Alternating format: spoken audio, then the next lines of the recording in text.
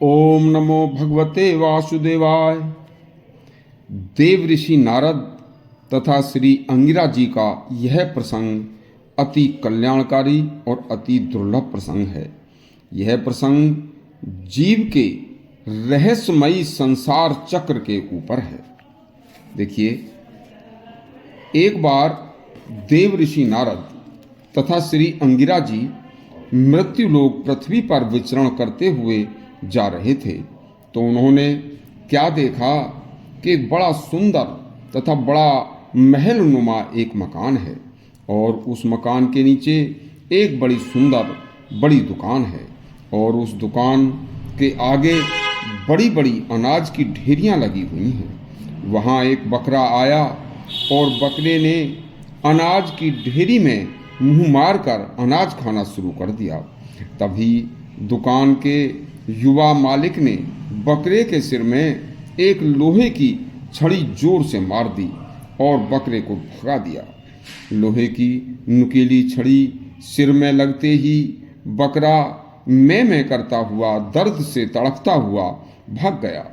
बकरे की इस घटना को देखकर निकले जा रहे देव ऋषि नारद और अंगिरा जी, बस ऐसा देखकर नारद जी फौरन हंसने लगे। तब नारद जी से अंगिरा जी ने इस हंसी का रहस्य पूछा। तब नारद जी ने बताया कि यह अनाज की दुकान पहले एक बहुत छोटी सी दुकान हुआ करती थी। इस दुकान के मालिक ने बहुत ही परिश्रम करके तथा उचित और अनुचित न सोचकर तथा अगला पिछला सब भूलकर अपने व्यापार को बहुत बड़ा कर दिया था और वह अंत में करोड़पति बन गया था।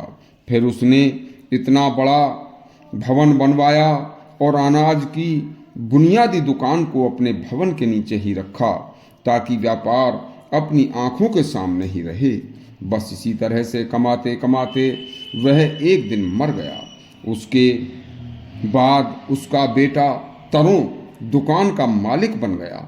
आज वही तरुण उसका बेटा दुकान पर बैठा है जिसने लोहे की छड़ी बकरे के सिर में मारकर भगाया है, लेकिन बकरा मार खाकर भी प्रतिदिन दुकान पर जरूर आता है। मुझे हंसी इस बात पर आई है कि जिस सेठ ने अनाज का इतना बड़ा कारोबार बढ़ाया, इतना बड़ा सुंदर महल बनवाया और यह मात्र कुछ ही दिन इस महल में रहकर मरकर आज बकरे की योनि में पैदा हो गया है और इस तरुण दुकानदार का यह पिता है। लेकिन संयोगवश इस बकरे को अपने पूर्व जन्म का कुछ ध्यान था और इसी कारण से यह बकरा प्रतिदिन अपनी दुकान व अपने बेटे को देखने के लिए आया करता है और आते ही उस पर मार पड़ती है। जिस पुत्र को उसने बड़े ही लाड़ प्यार से पाला था, आज वही बेटा उसे मारता है।